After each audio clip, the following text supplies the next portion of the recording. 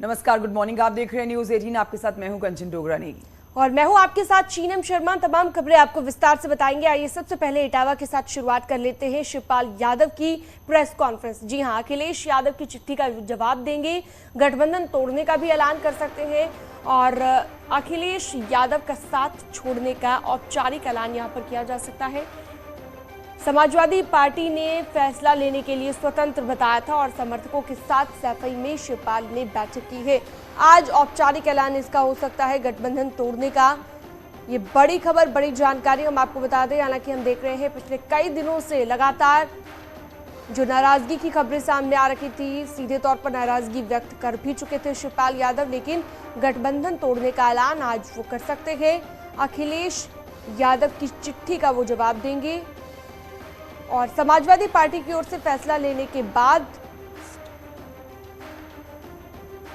अब उन्हें स्वतंत्र बताया गया है। तो अखिलेश यादव का साथ छोड़ने का औपचारिक तौर पर ऐलान आज हो सकता है। कल हमने देखा कि वाहन दल के जो नेता है उनकी तरफ से भी समाजवादी पार्टी के साथ गठबंधन तोड़ दिया गया। केशव देव मौर्य की ओर से इसका ऐलान कर दिया गया और अब शिवपाल के साथ भी औपचारिक ऐलान आज हो सकता है। हालांकि आपको बताएं कि इससे पहले भी शिवपाल यादव अखिलेश की चिट्ठी का जवाब ट्वीट करके दे चुके हैं। शिवपाल ने ट्वीट कर लिखा कि मैं वैसे तो सदैव से ही स्वतंत्र था, लेकिन समाजवादी पार्टी के द्वारा पत्र जारी कर मुझे औपचारिक स्वतंत्रता देना हेतु हृदय से धन्यवाद करते हैं वो उसके लिए। राजनीतिक यात्रा में सिद्धांतों एवं सम्मान में समझौता उनको स्वीकार नहीं। ये बातें उन्होंने ट्वीट की हैं। शिवपाल यादव का ट्वीट आप देख रहे हैं। तो अखिलेश यादव का गठबंधन चौतरफा बिखर गया है। शिवपाल यादव के साथ ही अखिलेश और राजभर के बीच गठबंधन भी खत्म हो गया है। सपा ने राजभर को लेटर लिखकर कहा है कि जहां पर आपको सम्मान मिले वहां आप जा सकते हैं। इसके बाद अखिलेश पर पलटवार करते हुए राजभर ने कहा कि उनका दिया तलाक हमें मंजूर है और 2024 में सब कुछ साफ हो जाएगा। तो तलाक मर दे तो दे दिए तलाक, हम कबूल कर लिए तलाक। मैं वहां नजदीक जाकर के समाजवादी पार्टी के साथ नजदीक जाकर के देख लिया कि वहां अति पिछड़े, अति दलित, अल्पसंख्यक की लड़ाई अगर जो लड़ेगा उसका वही हाल होगा जो ओम प्रकाश राजभर के साथ हुआ है। ओम प्रकाश राजभर इसी नाते पसंद नहीं आता है कि विधानसभा के चुनाव में हमने कश्यप को टिकट मांगा, बिंद मल्लाह निषाद के लिए लड़ा, हमने पाल प्रजापति कुम्हार नाई गुण के लिए लड़ा, खरवार के आरक बंजारा बहेलिया के लिए लड़ा, बिहार के लिए लड़ा। हम वहाँ जो दलित जातियाँ जिनको राजनीति से अछूता रखा गया है उनके लिए वहाँ लड़ा। उन्होंने हमारी बात को इग्नोर किया कि इन सब जातियों के विषय में बात न करो, हम जो कर रहे हैं वो सही है। हम के नहीं, आप गलत कर रहे हैं। 58 सीटों पर हमारी उनकी डिस्कस हुई कमरे में, 55 सीटों पर डिस्कस हुई, कहीं आगे देंगे, फिर तीसरे चरण में नहीं दिया। तो भाई जब आप वोट उनको हिस्सेदारी, राजनीतिक भागीदारी नहीं दे रहे हैं तो फिर वो कैसे रहेगा आपके साथ? क्या इसकी वजह, जो अखिलेश यादव ने जो पत्र लिखा, इसकी वजह ये तो नहीं कि भारतीय जनता पार्टी से आपकी नजदीकियों के आरोप लग रहे थे? जिस तरीके से द्रौपदी मुर्मू का आपने समर्थन किया, 22 लड़ी की सुरक्षा मिली। आप जाके अखिलेश जी से पूछो कि राष्ट्रपति के चुनाव में वोट क्यों नहीं मांगा, प्रेस वार्ता में क्यों नहीं बुलाया? आप गए थे तो प्रेस वार्ता में क्यों नहीं पूछे? किस आधार पर राजभर का वोट लोगे आप? हिम्मत थी आपकी? नहीं बोल सकते। उस समय पूछना चाहिए कि राजभर के वोट कैसे लोगे आप। कल आप सवाल खड़ा करोगे कि बीजेपी को वोट दे दिए। आप वोट मांगोगे नहीं, प्रत्याशी वोट मांगेगा नहीं और उम्मीद करेगा वोट का। और उधर प्रत्याशी वोट मांग रहा है, सारे लोग वोट मांग रहे हैं, आप मांगोगे नहीं, कैसे वोट देगा आपको? तो ओम प्रकाश राजभर को आप सुन रहे हैं। अखिलेश को ओम प्रकाश राजभर और शिवपाल यादव की पार्टी ने करारा जवाब दे दिया। आपको सुनाते हैं कि दोनों ही पार्टी के प्रवक्ता आखिर क्या कह रहे हैं। ये अपमान माननीय श्री शिवपाल सिंह यादव जी, आदरणीय ओम प्रकाश राजभर जी ही नहीं, इसके पहले के चुनाव में भी आप देखिए कि किस तरीके से दलित पिछड़ों के साथ मुसलमानों की, आदरणीय ओम प्रकाश राजभर जी के लिए जो इन्होंने लेटर जारी किया है, इससे प्रतीत होता है कि ये केवल चुनाव के समय यादवों को, मुसलमानों को, पिछड़े दलित को, राजभर समुदाय को इन्होंने सब्जी का तेजपत्ता समझ लिया है। सब्जी बनाने में जिस तरीके से तेजपत्ता की भूमिका होती है, उसके बाद उसका तेजपत्ते का क्या हश्र होता है, वही समाजवादी पार्टी आज कर रही है। केवल चुनावी समय में सभी वरिष्ठ नेताओं का इनका साथ तो चाहिए, लेकिन जैसे चुनाव निकल जाती है तुरंत अपमान पे अपमान करना शुरू कर। जो लोग ये बात कर रहे थे कि नहीं हम सरकार बनाने जा रहे हैं, हम ये करने जा रहे हैं, वो कमरे में कर रहे थे, जबकि हम उनको सच बता रहे थे कि आप कमरे से बाहर निकल करके ये सच्चाई को स्वीकार करिए। और चलिए आगे बढ़ते हैं। इसी बीच महान दल अध्यक्ष केशव देव मौर्य ने अखिलेश यादव को लेकर बड़ा बयान दिया है और कहा है कि बच्चे को हीरे की परख नहीं होती और अखिलेश यादव बच्चे हैं, जबकि आजम खान जौहरी हैं। एसपी से दोबारा गठबंधन की संभावना पर उन्होंने कहा कि राजनीति में संभावनाएं कभी खत्म नहीं होती। आपको बता दें कि केशव देव मौर्य ने कल रामपुर में आजम खान से मुलाकात की थी। ये है कि अखिलेश जी को इन चीज़ों को मैनेज करने आता नहीं। जैसे किसी बच्चे को आप हीरा दे दो तो उसे कंचा समझ लेता है, उसे कंचा खेलता है, लेकिन उसे अगर उसी हीरे को जौहरी को दे दो तो वो उसे तराश कर अंगूठी बनाता है और महंगी बेचता है। तो जौहरी नहीं है अखिलेश, जौहरी हैं आजम साहब। उन्हें पता है कि किन किन लोगों को जोड़ कर सरकार बनाई जा सकती है। समाजवादी पार्टी और आदरणीय अखिलेश यादव जी से दुखी होकर मैंने उन्हें भगवान माना। मैंने उन्हें चुनाव में कहीं भी दबाव बना के एक सीट भी और कोई चीज़ बढ़ानी नहीं चाहिए कि उन्हें किसी चीज़ से परेशानी है।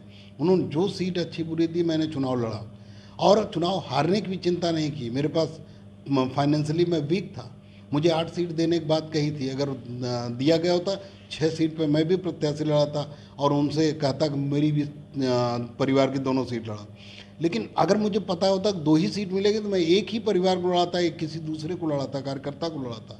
लेकिन जब मैं लड़ा लिया तब मुझे पता लगा कि ना तो मेरे पास लड़ने के पैसे हैं और ना संसाधन है और ना समाजवादी पार्टी के कार्यकर्ता उस तरह की मदद कर रहे हैं जिस तरह से मदद होनी चाहिए। और आइए इस वक्त की बड़ी खबर आपको बताते हैं। अमेरिका में चल रहे वर्ल्ड एथलेटिक्स चैंपियनशिप में आज भारत के खाते में पदक आने की पूरी उम्मीद है। ये बड़ी खबर आपको बता रहे हैं। नीरज चोपड़ा आपसे थोड़ी देर के बाद अपने इस चैंपियनशिप में उतरने वाले हैं। जौनपुर के रोहित यादव भी, उनसे भी आज मेडल की पूरी उम्मीद है। जेवलिन थ्रो का आज फाइनल मैच खेला जा रहा है। नीरज चोपड़ा 88.39 मीटर भाला फेंककर पॉइंट टेबल पर पहले ही नंबर पर हैं। इतिहास उन्होंने फाइनल में पहुंचकर ही रच दिया है।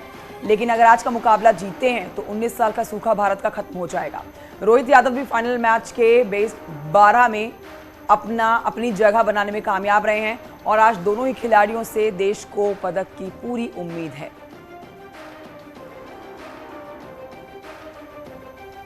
तो ओरेगन में चल रहे 18वें वर्ल्ड एथलेटिक्स चैंपियनशिप में आज का दिन भारत के लिए बेहद अहम। भारत को आज उम्मीद है 2 जेवलिन थ्रोअर नीरज चोपड़ा और रोहित चोपड़ा से मेडल पाने की, जो भारत के 19 साल के सूखे को खत्म कर देगा।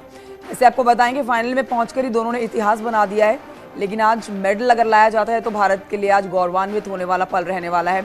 वर्ल्ड एथलेटिक्स चैंपियनशिप में भारत की बात करें तो भारत के पास केवल एक ही मेडल है, वो भी ब्रॉन्ज, जो कि उसने 2003 में हासिल किया था। लेकिन अगर आज नीरज चोपड़ा, रोहित दोनों ही मेडल लेकर आते हैं तो ये बहुत बड़ा दिन आज भारत के लिए, और फाइनल में पहुंचना ही एक बहुत बड़ी उपलब्धि है भारत के लिए और इन दोनों के लिए। लेकिन मेडल की पूरी उम्मीद रखी जा रही है। आज का दिन बेहद अहम। तो नीरज चोपड़ा जो नंबर 1 पर काबिज हैं, अपनी श्रेष्ठता को बनाए रखने के लिए आज का उनका प्रदर्शन अब से थोड़ी ही देर के बाद शुरू होने वाला है।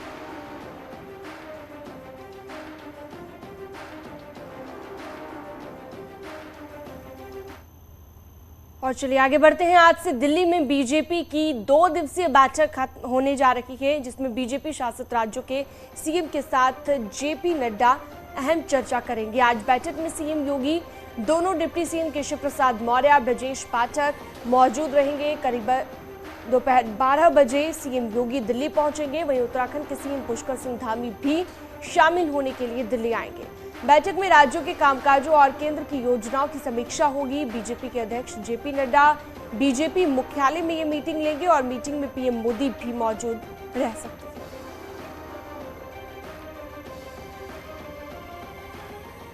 तो आगे बढ़ते आपको बताते हैं कि यूपी में अब हर परिवार की आईडी बनेगी, जिसके लिए सीएम योगी आदित्यनाथ ने परिवार कल्याण योजना चलाने के निर्देश दिए हैं। इसके तहत हर परिवार का पहचान पत्र बनेगा, जिससे हर घर को रोजगार से जोड़ा जाएगा और परिवार कल्याण योजना से हर घर को सरकार की योजना से जोड़ा जाएगा।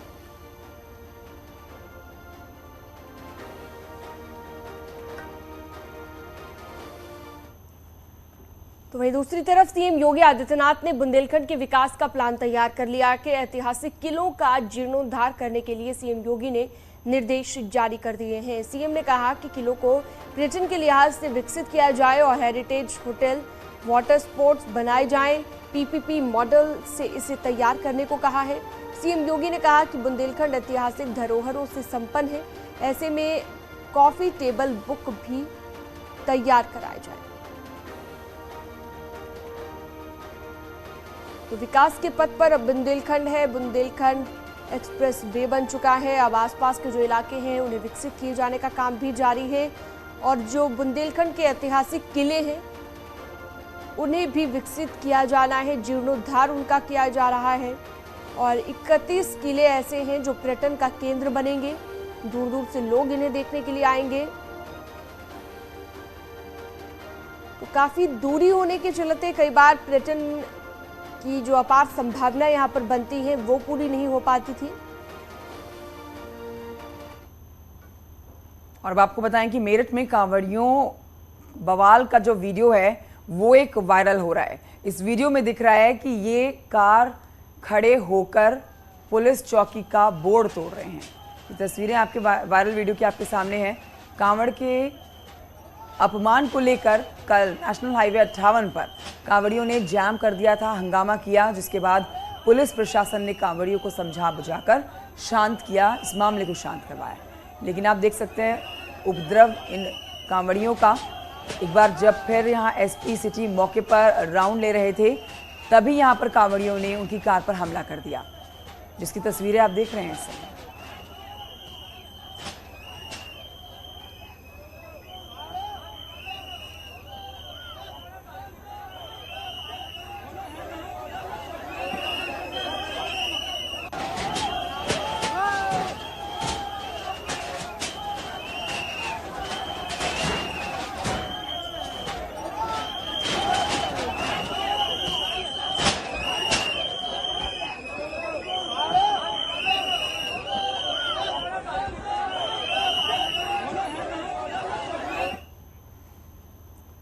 और चलिए आगे बढ़ते हैं। आगरा के डॉक्टर भीमराव अंबेडकर विश्वविद्यालय की नई बिल्डिंग में लगी लिफ्ट अचानक से खराब हो गई।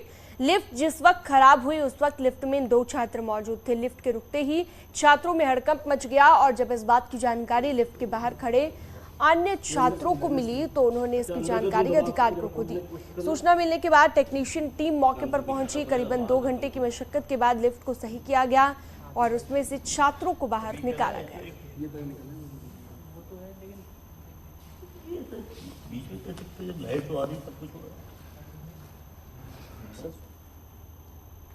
और बढ़ते हैं आगे। आपको बताते हैं कि मेरठ में पुलिस ने मुठभेड़ के दौरान गौ तस्कर को गिरफ्तार किया है। मुठभेड़ मेरठ के थाना सरदना क्षेत्र में हुई है, जहां पर सूचना मिली थी पुलिस को और पुलिस की सूचना के बाद यहां पहुंची पुलिस ने बदमाशों की घेराबंदी की। बाइक पर जा रहे बदमाश को जब पुलिस ने रोकने की कोशिश की तो उसने पुलिस पर फायरिंग कर दी। जवाबी फायरिंग में उम्रदराज नाम के गौ तस्कर को गोली लगी है,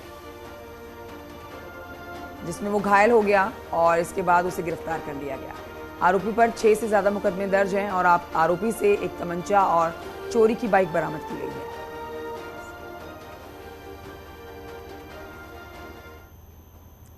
प्रतापगढ़ की अब बात करते हैं। 12 दिनों से गायब साइमा नाम की महिला का शव सई नदी के पास दफन मिला है, जिसके बाद पुलिस ने कब्र को खुदवाकर शव को बाहर निकाला और पोस्टमार्टम के लिए भिजवा दिया है।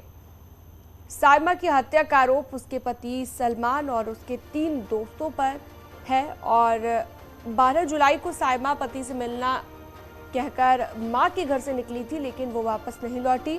जानकारी के मुताबिक आरोपी पति सलमान ने 2 शादियां की थी, जिसके चलते वो आर्थिक रूप से परेशान था और इसी वजह से दूसरी पत्नी सायना की हत्या की साजिश रची।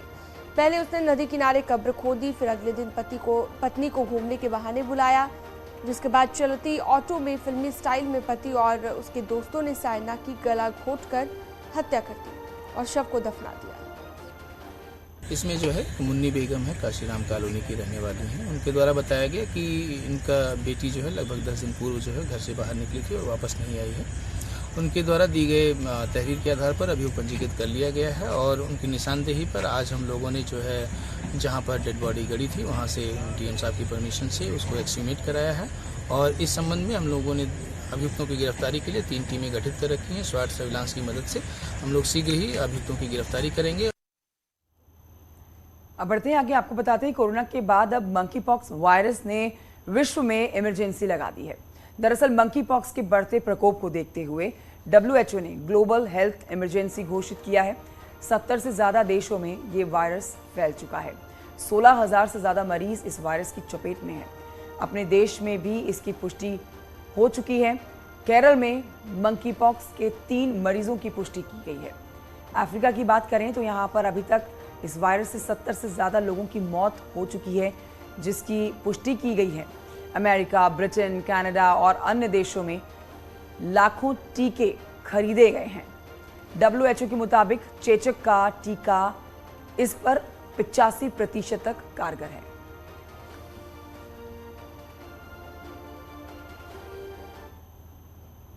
और चलिए भोले बाबा की बात करते हैं। सावन में भोलेनाथ को प्रसन्न करने के लिए भक्त हरिद्वार से गंगा जल लेकर अपनी यात्रा की ओर आगे बढ़ रहे हैं। इस बार कांवड़ यात्रा में अलग अलग रंग देखने को मिल रहे हैं। मुजफ्फरनगर में बुलडोजर मॉडल कांवड़ लोगों के लिए आकर्षण का केंद्र है, तो वहीं हरिद्वार से गंगा जल लेकर मुजफ्फरनगर पहुंची मेरठ की एक बड़ी कांवड़ में शिव भक्तों ने 2 बुलडोजर बनाकर लगाए हुए थे, जो कि चर्चा का विषय बन गए हैं। वहीं 2 शिव भक्त हरिद्वार से स्केचिंग करते हुए कांवड़ यात्रा करते हुए दिखाई दिए। कांवड़ यात्रा के दौरान प्रशासन भी पूरी तरह से मुस्तैद दिखा। मुजफ्फरनगर में कांवड़ मार्ग की ड्रोन से निगरानी जारी है।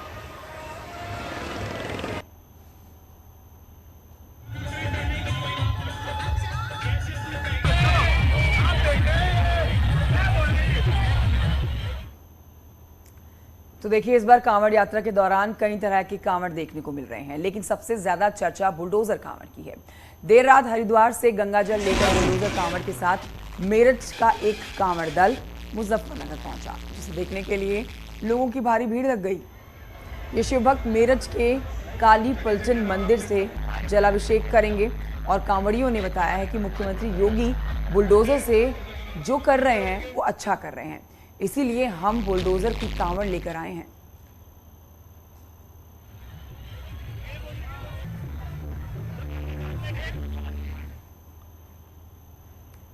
मुजफ्फरनगर के नई मंडी कोतवाली इलाके में कांवड़ियों पर पुष्प वर्षा की गई। खास बात यह रही कि प्रशासन के साथ साथ मुस्लिम समुदाय के लोगों ने भी कांवड़ियों पर पुष्प वर्षा कर उनका स्वागत किया। कांवड़ियों पर पुष्प वर्षा करने वाले मुस्लिम समाज के लोगों का कहना था कि वर्षों से ये कांवड़ यात्रा चलती आ रही है। इस रास्ते के ये गाँव मुस्लिम बाहुल्य है, जिसके चलते यहाँ पर लोग बढ़ चढ़कर हिस्सा लेते हैं, कांवड़ियों को सुगम रास्ता दिलाने की कोशिश करते हैं।